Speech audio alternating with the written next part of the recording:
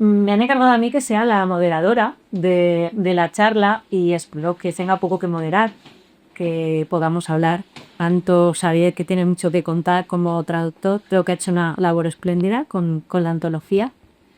Y con Margo, me ha parecido una autora, se lo he dicho a Raúl, impresionante. Me ha parecido sobrecogedor su libro, muy valiente. Habla de temas que normalmente se opacan, se colocan en una habitación donde no las encontremos, muy ocultas, y realmente creo que es una cuentista en el sentido estricto y clásico del término. Creo que cuenta muy bien, creo que sus textos son maquinarias intensas, esféricas, llenas de valor, y bueno, pues disfrutaremos mucho sin duda hablando de él. Quizás, Xavier, quizás te parezca bien que hablemos un poco primero de la antología y luego entremos en lo que es el libro. La antología Animales de razas pequeñas, que es esta que tenéis aquí, a mí me encargó el prólogo y Xavier es el editor de lo que es esta pieza, que también es interesantísima. Confieso que yo no había leído a muchos de los autores que aparecen en ella, que no los conocía. Pero fue un disfrute absoluto leerlos y diseccionar de alguna forma. Yo soy cuentista, me encanta el género, siempre me ha gustado como lectora y creo que es un género nada sencillo, nada fácil. Las piezas literarias breves tienen que condensar muchos elementos que no siempre es fácil encontrar y no siempre es fácil plasmar. Me gustó mucho de Xavier, por hablar un poco también de la antología, esas, digamos, divisiones que haces entre lo que sería la narrativa breve polaca, que hablas como de la silva, hablas de textos que son diferentes entre sí, textos extraídos de otras piezas más extensas, y luego lo que serían ya los cuentos en el sentido canónico, que yo creo que es un poco donde podríamos englobar quizás a Margo, ¿no? ¿Podrías hablarnos un poco de la antología, cómo la planteaste, que es cómo fuiste encontrando las piezas y los autores, o cómo los seleccionaste, porque tuvo que ser difícil? Fue muy difícil, sí. Porque, claro, tienes una gran cantidad de autores y si damos entrada a lo que comentabas antes, es decir, no tan solo los autores de cuentos llamados canónicos o más tradicionales en el sentido literario, y que son autores también o son obras de carácter más extenso, pero que lo que se perfila allí realmente es el cuento. La nómina empieza a ser muy grande también para intentar hacer la clasificación. De hecho, la selección salió de varias propuestas, es decir, la selección salió de encuentros, de charlas que tuvimos con Raúl, que tuvimos con Claudia, y íbamos perfilando las diferentes líneas para poder agrupar a los autores. A partir de aquí ya más o menos tenía la nómina de los autores más o menos configurada, pero siempre aparece después, cuando uno está haciendo una antología, siempre después quiere añadir a otro autor. Descubre, el día antes de cerrar la antología, descubre un nuevo cuento, o le hablan de un nuevo autor, y entonces dice, esto también lo quiero introducir. Pero claro, hay imperativos del tiempo, hay la cuestión también a veces de derechos de autor, que también influye en el carácter de antología, en el hecho de que algún autor puede no entrar por cuestiones de derechos o por cuestiones de que no se ha podido contactar con la editorial, por ejemplo, ¿no? Dicho todo esto, realmente lo que tenía como intención es presentar un panorama de la narrativa más interesante de las nuevas generaciones. Aquí otra vez volvemos con otra cuestión de cómo acotamos, ¿no? Cómo acotamos a los autores temporalmente, nacidos a partir de qué año. En este caso también hicimos algún cambio, pero que nos fue perfectamente bien porque después encajó, como explico en el prólogo, en el momento en que también se produce el cambio político en el país y que da pie a la creación de una nueva narrativa. Aquí lo que también me parece muy interesante es lo que has comentado, estos cuentos que de hecho en Polonia muchas veces no se publican como cuentos. Es decir, se presenta como una novela o como historias hilvanadas, pero normalmente no se presenta como cuentos. ¿Por qué? Por precisamente, como también sufrimos en España, sufren aquí los editores, la mala prensa, en el sentido que podríamos decir, exacto, comercial, de lo que es el cuento. Y entonces no se arriesgan a veces a publicar directamente cuentos. No obstante, aquí sí hay autores que realmente lo que publican, lo que quieren publicar en ese momento son cuentos. Un caso sería el libro de Margot Reimer, Maciej Miłkowski, que está aquí, básicamente es un autor conocido por los cuentos.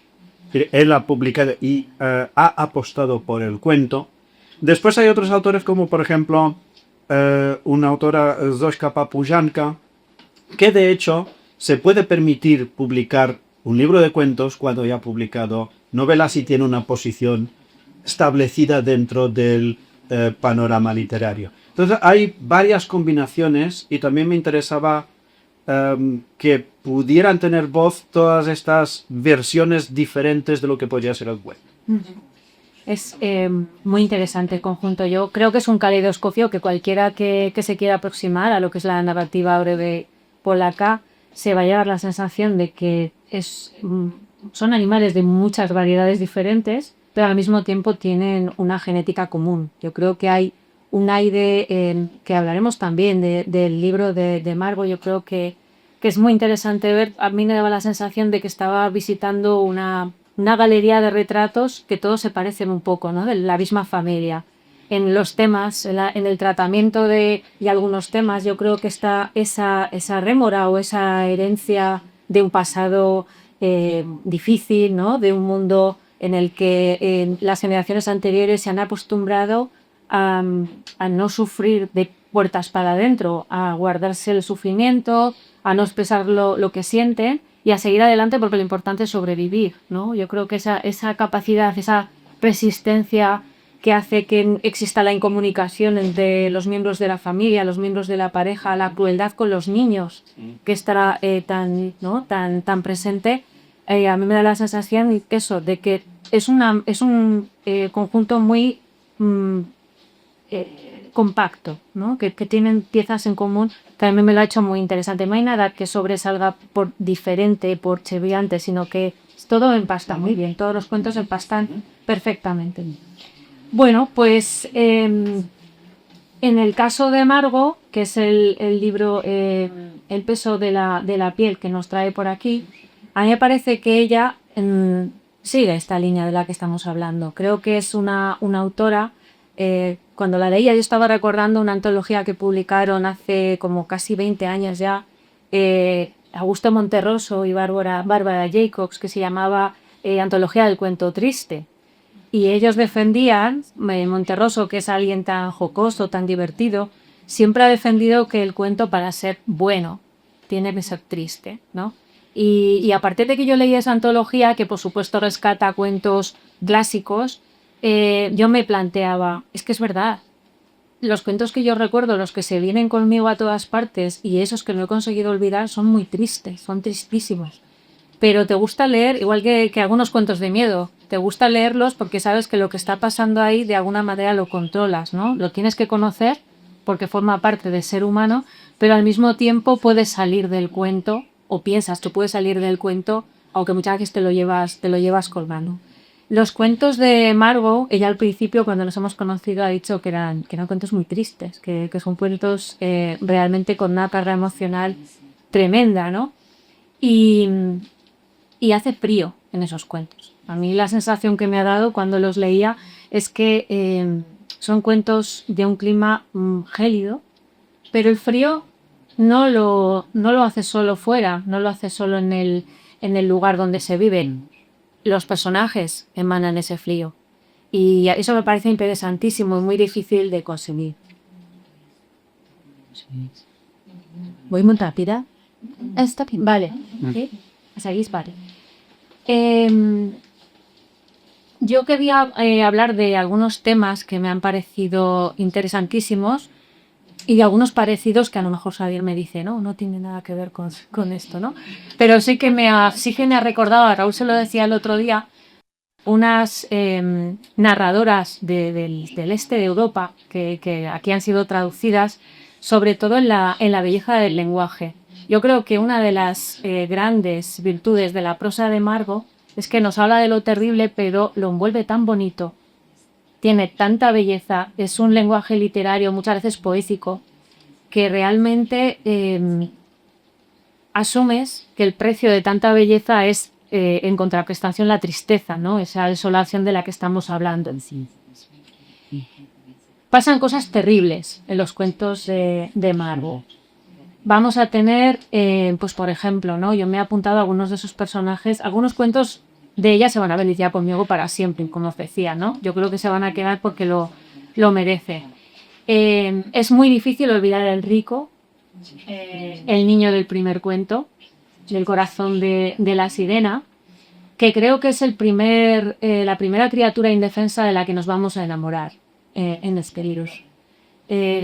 Margo apuesta por los perdedores y yo también. Yo como un poetista y como lectora también soy del equipo que siempre pierde, ¿no? Porque creo que hay una dignidad en la derrota que a mí me emociona mucho, ¿no? Ganar es más fácil que perder y los personajes de Margo pierden muy bien. Bueno, pues Enrico es un niño que tiene el pelo de princesa marina, ha heredado el pelo de su madre y es un niño muy maltratado, ¿no? Yo creo que uno de los grandes temas, Xavier, ¿verdad?, es la violencia intrafamiliar. La violencia casi como un método de comunicación. Tienes que aprender que esta va a ser mi manera de tratarte y vas a tener que entender por qué te trato así. Y por otro lado también creo que es un mecanismo que hace que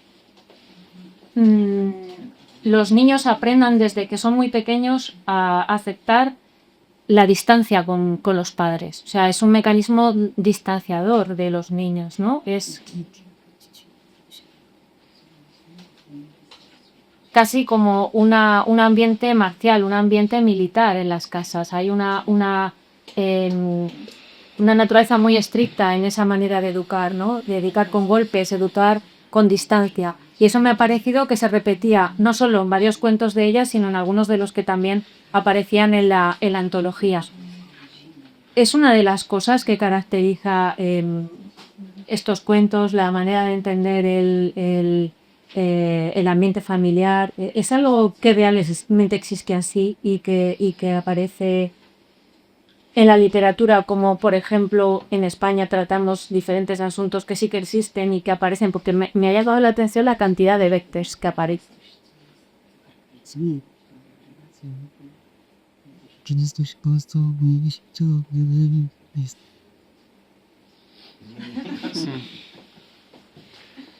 Nie, wydaje mi się, że to w ogóle nie jest polski. A mí me parece que esto no es de Polako. Ja żyłam 10 lat na Bałkanach i ten motyw autorytarnego ojca to jest coś, co się przejawia we wszystkich krajach, z którymi miałam trochę więcej do czynienia. Yo he vivido 10 años en los Balcanes y esa figura del padre, la figura autoritaria, ¿no?, del padre es lo que me he encontrado en todos los países que he conocido. To jest tak naprawdę problem męskości i problem języka mężczyzn. Tego, jak bardzo mężczyznom brakuje języka, żeby opowiedzieć o swoich emocjach i zrozumieć te emocje. En realidad es el problema de la masculinidad y del lenguaje de los hombres, del lenguaje que necesitan, que les falta para expresar sus emociones y para entenderlas. Ojciec Enrico używa przemocy w kontaktach z synem, bo to jest jedyny język, który zna. El padre de Enrico usa la violencia, ¿no?, tratando a su hijo porque es el único lenguaje que conoce. I to jest bardzo ciekawe, gdy ja na przykład rozmawiałam z Albańczykami, którzy w tej chwili mają około z mężczyznami Albańczykami, którzy mają 60 lat na przykład. Z Fatosem Bobono chociażby. Y cuando hablaba, por ejemplo, con los albaneses que tienen alrededor de 60 años, por ejemplo, con Fados, por ejemplo, I on mówił, mój ojciec był wspaniałym człowiekiem, ale on nie znał innego języka niż przemoc. y me decían, mi padre era una persona maravillosa, pero no conocía otro lenguaje, otra manera de comunicarse, aparte de la violencia. I to jest fenomen, który widzimy w ogóle spójrzcie na całym świecie, że zupełnie zmieniają się oczekiwania wobec mężczyzn, chociażby wobec ojców. Zupełnie zmienia się model ojcostwa w tym momencie. Y es lo que esa problemática, ese proceso, ese fenómeno es lo que observamos en todo el mundo, porque lo que cambia son las expectativas frente a los hombres, ¿no? A lo masculino. Cambia también el concepto y la visión de la paternidad, por ejemplo. Więc w tym sensie ojcowie z ciężaru skóry to są ojcowie tego starego porządku i starego świata. Entonces, los padres del peso de la piel son los padres de ese orden antiguo, de ese mundo antiguo. Ale mogłam to napisać jakby tak wyraziście, ponieważ doskonale widzę, jak wygląda ten nowy model i czym on się różni od poprzedniego modelu. Pero podía expresarlo de manera tan clara porque soy consciente y veo muy bien el nuevo modelo que surgen y en qué difiere de ese modelo antiguo, modelo pasado. La madre de trastorno también es una madre muy violenta. La madre del buen trastorno.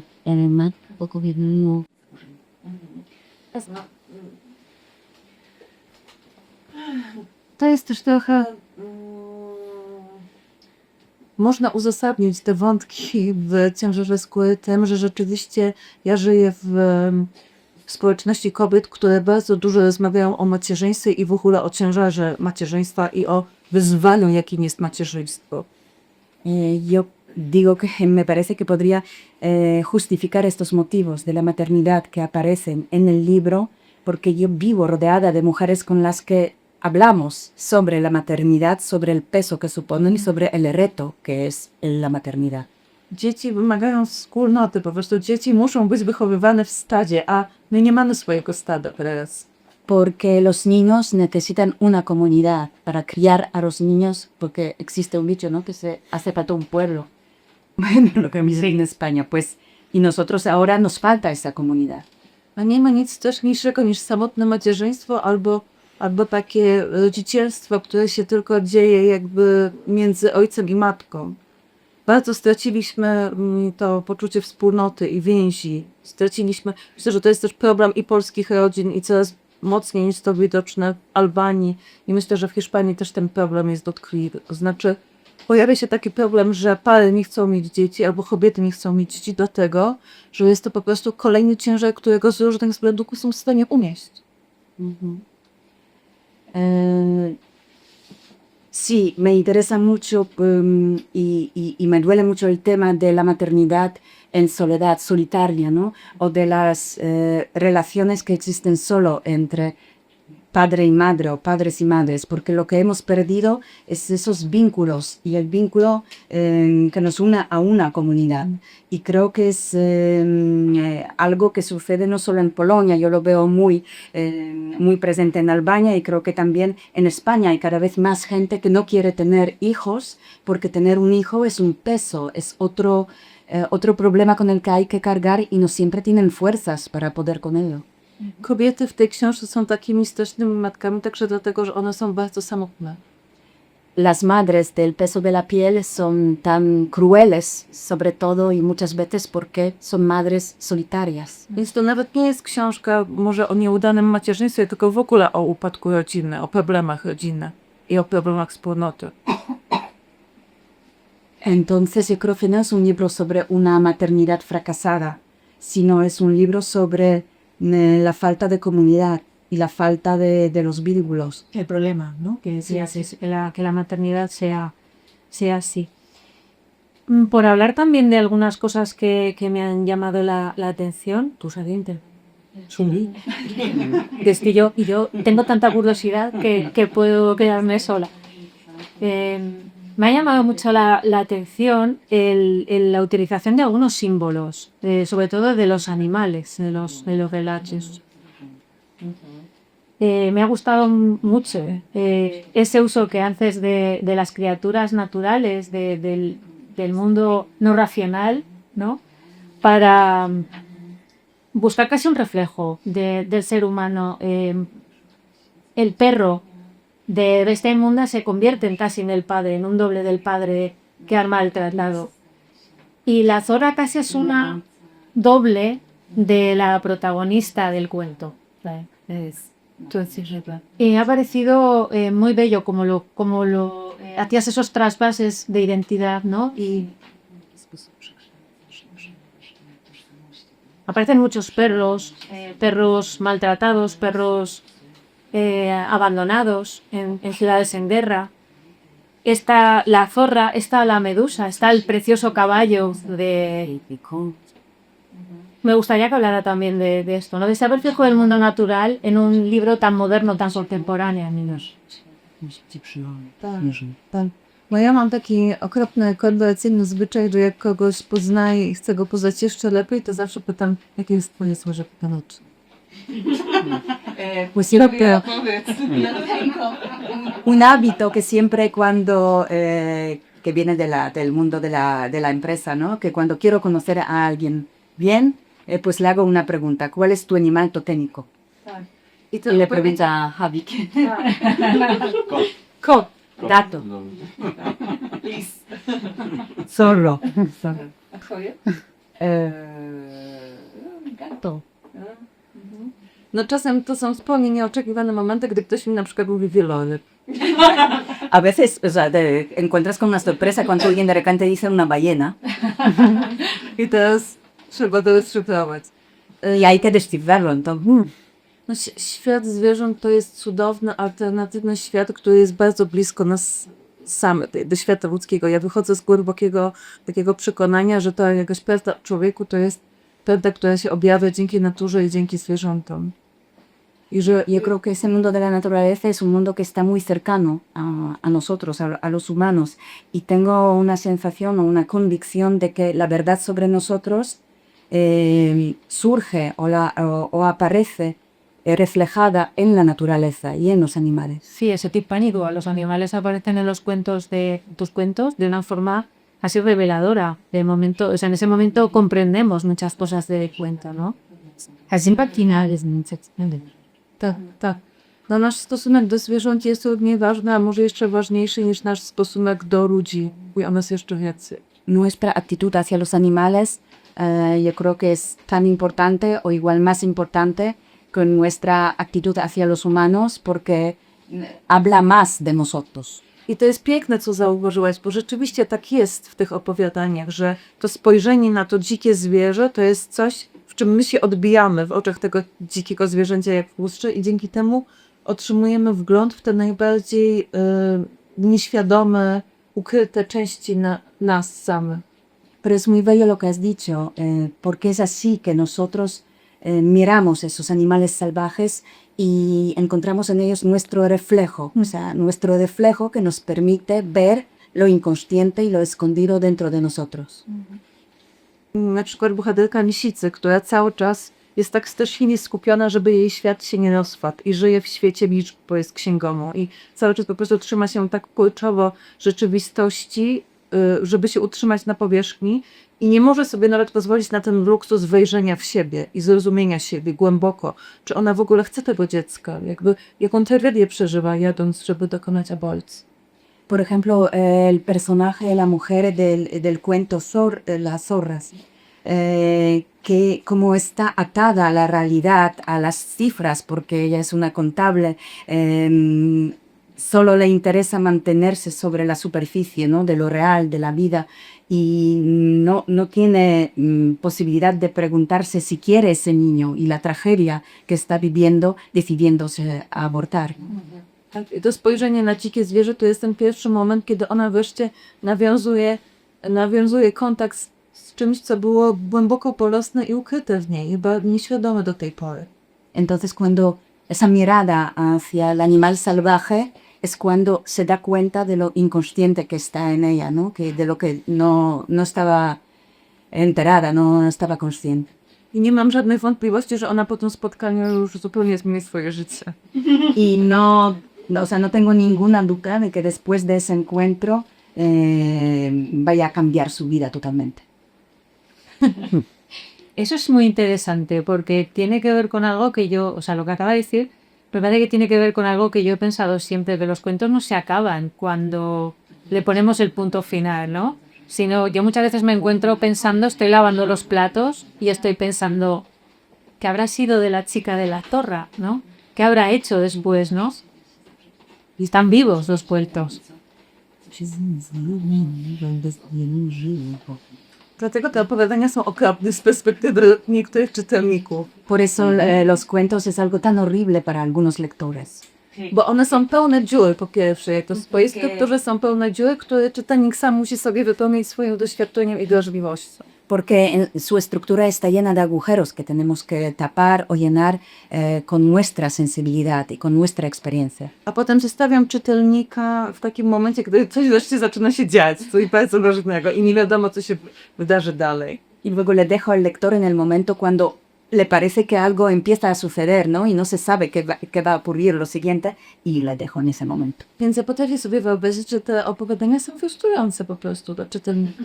Y yo entiendo que esos cuentos pueden frustrar a los lectores, Ale ja uwielbiam Raymonda Carvera i uwielbiam to, co on zrobił jako autor. pero a mí me encanta y me encanta lo que me haya hecho a mí como lectora. Bo te jego najzapytniejsze opowiadania to są właśnie takie opowiadania, w których nie wiadomo, o co chodzi i trzeba wykonać wielką i długą pracę, żeby po prostu różne motywacje bohaterów zrozumieć. I ja zupełnie inaczej czytałam Carvera, gdy miałam 20 lat, a inaczej, gdy miałam 30. Porque sus cuentos son así, los personajes son así, que hay que hacer mucho trabajo, hace falta mucho esfuerzo para encontrar las motivaciones de los personajes o entender qué está pasando. Y para mí esas lecturas eran muy diferentes cuando tenía 20 años y luego cuando tenía 30. To jest taka sytuacja, gdy coś się nagle urywa i ty dzięki temu lepiej to zapamiętujesz. To jest taki fenomen też literacji, że ci bohaterowie zostają z tobą i potem twoja głowa pracuje, żeby dopowiedzieć tam historię. Pero es también un fenómeno literario porque de repente algo se rompe, ¿no? Un hilo se corta y te quedas en ese momento, pero tu mente sigue trabajando, sigue pensando, te quedas con esos personajes y te has dicho tú, te quedas con ellos, ¿es verdad? Sí, podemos ver. Sí, claro. Solamente hacer dos comentarios. Uno, en cuanto a lo que estábamos diciendo del modelo masculino o, digamos, esta violencia constantemente, tanto de padre a hijo, o de padre a hijo o hija, y de esposo a mujer, es decir, la de pareja que aparece constantemente. Como ha comentado Margot, digamos, en todos los países en los que ha vivido, en los Balcanes, en Polonia, es una cosa presente también en muchos otros autores polacos. Diría que es algo muy presente primero en la sociedad occidental, ya de entrada esto seguro, pero en los países en los que ha habido un régimen totalitario, sea del signo que sea. Y esto quiere decir que también en España. La cuestión es que, primero, digamos, el proceso de salida de ese régimen ha sido anterior, primero, pero por otra parte todavía se mantiene, todavía hay todos estos elementos, pero que no aparecen de manera tan marcada en la literatura. No obstante, por ejemplo, en países de la antigua órbita soviética donde ha habido esta imagen del culto masculino muy marcada, todavía están intentando, o digamos, esto se refleja y esto aparece también en la literatura, con lo cual es tanto el hecho de reflejar una situación como también el hecho de intentar enfrentarse directamente, cosa que no se ha hecho, por ejemplo, en otras literaturas como en España, mucho menos, Por supuesto. podríamos decir. En cuanto a lo que decías de los otra cuestión de los finales. Los finales, la identificación con los animales. Aquí muchos de los cuentos lo que veo también es una disolución, una fusión directamente de una identidad determinada, de una identidad que estalla, que es muy distinta. Y en muchos aspectos diría que es una especie con estas identificaciones con animales, con estos finales que también tenemos, como ha dicho ella, llenos de agujeros que no sabemos. Realmente hay una revelación. Podríamos decir que incluso estamos hablando de epifanías, una especie de epifanía y de identidad de muchos de los cuentos. No sé si está de acuerdo.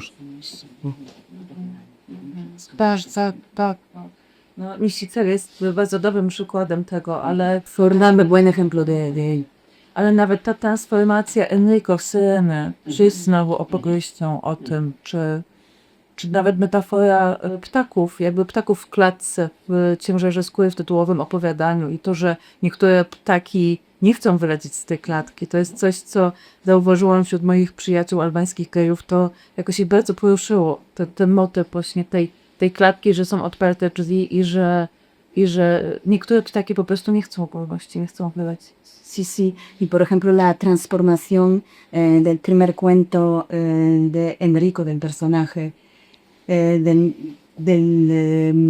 joven, ¿no? Que se transforma en una sirena, esa transformación, o luego el motivo de los pájaros en el cuento del título de mi libro, El peso de la piel, donde los pájaros enterrados en las jaulas, pero cuando se abren las jaulas no todos se atreven a salir de ellas.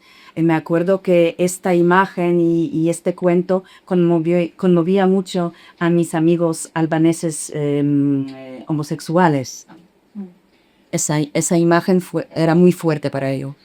Bardzo mi się podoba to słowo epifania, którego użyłeś, ale to jest też na poziomie psychologicznym to jest też opowieść o tym, że ci moi bohaterowie są w tak ekstremalnym stresie, że też stosują różnego rodzaju mechanizmy obronne, jak dysocjacja chociażby, że można to czytać bardzo literalnie jako pewnego rodzaju procesy psychologiczne i w ogóle przez różnego rodzaju grupy terapeutów, którzy mają takie próby dyskusyjne, ta książka właśnie była czytana jako pewien katalog interpretacji po prostu zaburzeń różnego rodzaju.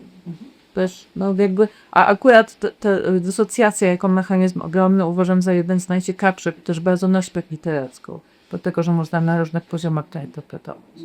Me gusta mucho que aquí habléis de la epifanía, pero yo creo que también a nivel psicológico se puede explicar el comportamiento de mis personajes que viven tanto estrés que tienen que acudir a mecanismos defensivos, como por ejemplo disociación. Y aquí está reflejado literalmente, es un proceso psicológico y además este libro, ¿no? Y estos cuentos lo han leído también terapeutas y han encontrado ahí un catálogo de interpretaciones de diferentes trastornos y sobre todo yo creo que el trastorno, el proceso de disociación es algo muy literario, ¿no? Que se puede tratar de diferentes maneras en la literatura. Yo quiero hacer un apunte. A mí estos cuentos me parecen especialmente valientes, muy valientes. Porque como ha dicho Xavier, este tema de la violencia explícita, de la violencia intrafamiliar, en la literatura española, en lo que sería la narrativa breve, que es por lo menos la que yo controlo un poco más por lectora y por autora, creo que es una especie de tabú. Creo que es un tema que cuesta mucho tratar porque pensamos a veces los autores, primero, que va a espantar al lector, por lo que hemos empezado diciendo. Y segundo, que se cae en el informe, caemos un poco en repetir la noticia periodística, los informativos, que dejamos de ser literarios, ¿no? Por contar este tipo de cosas. Y creo que Margo es un ejemplo clarísimo de que se puede hacer literatura por los temas más terribles. Denuncia, porque es verdad que hay una denuncia explícita de una manera de vivir o de entender la educación y el contacto con el otro que es absolutamente dañina, pero además contado de una forma que es literatura, que no es informe, que no es repetición de las noticias más siniestras o más tristes, ¿no?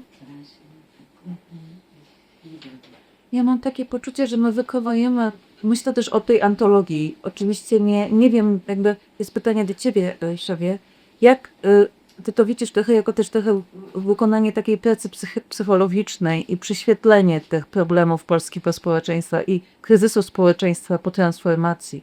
I też gdy myślimy o tym jako po prostu pokłosiu, w sensie do czego nas doprowadziła transformacja 30 lat później, w jakim miejscu jesteśmy, jak wygląda głęboki kryzys społeczeństwa i kryzys rodziny.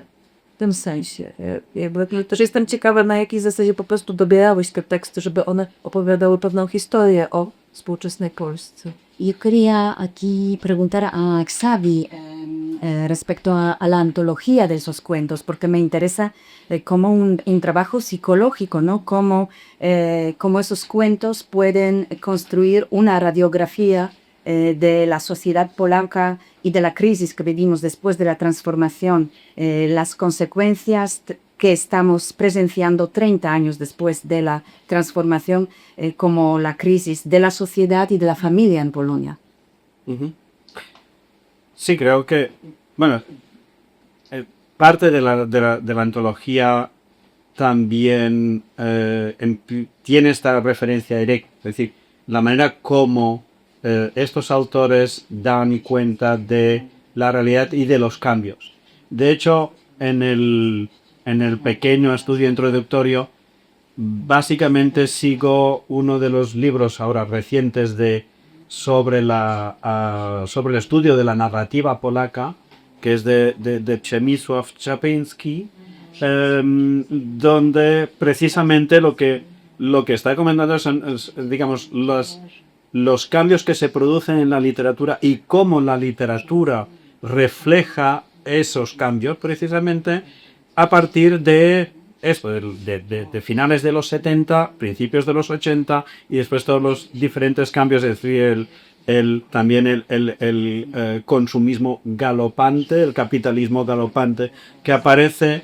Y después también otra cuestión que es una de las más recientes, que es este retorno al campo, el retorno al mundo rural, que también es algo muy presente en la literatura contemporánea y es uno de los cambios. Es decir, el hecho de que el mundo rural estuviese completamente marginalizado socialmente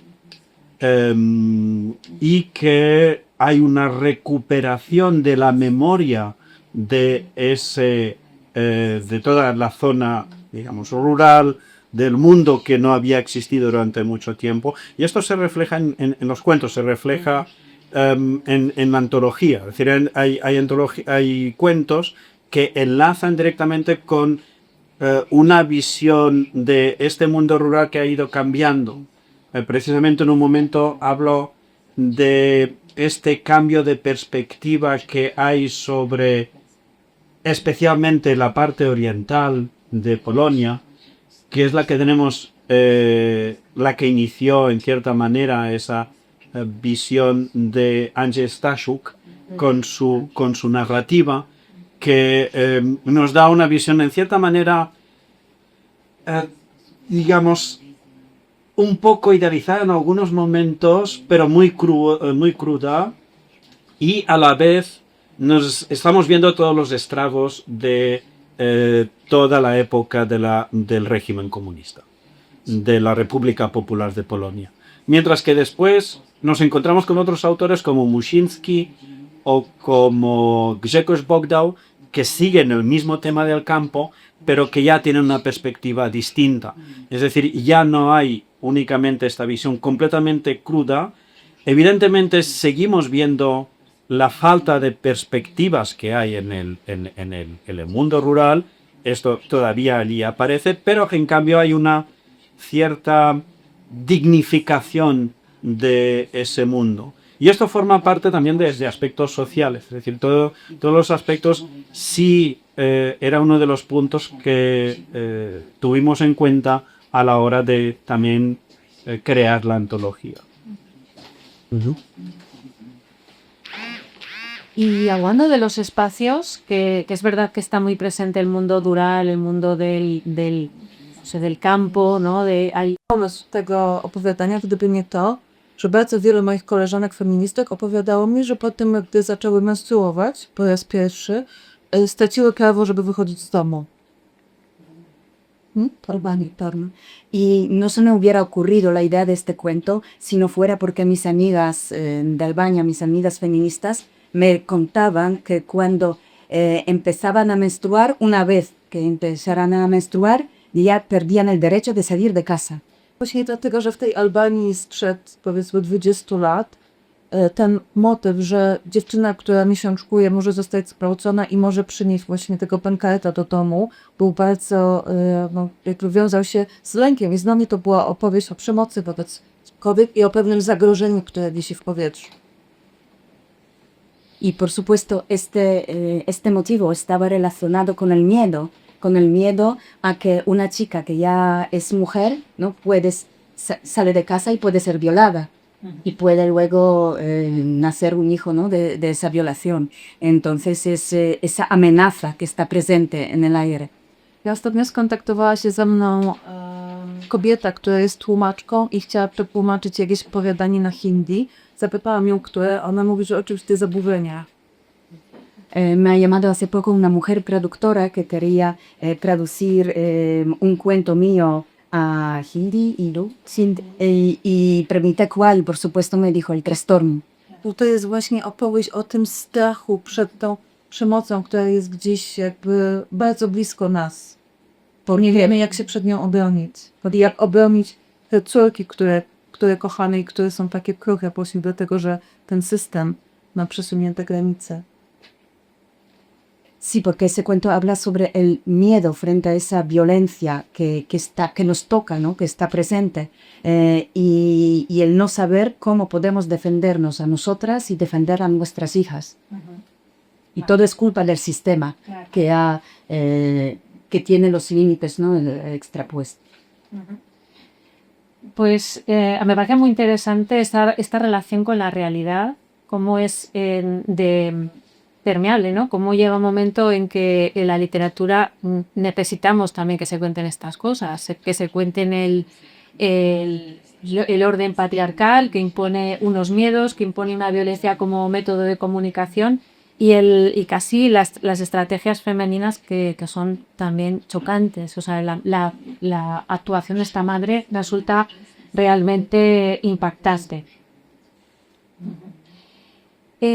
Bueno, junto con esto, con la falta de la ternura entre padres e hijos, madres e hijas, etc., hay una sensación, por lo menos a mí eso me ha parecido en el libro, de orfandad constante, de madres que desaparecen de la vida de los hijos. Hay muchísimos casos, en el caso de Enrico, por ejemplo, que también parece que ha desaparecido por culpa del padre.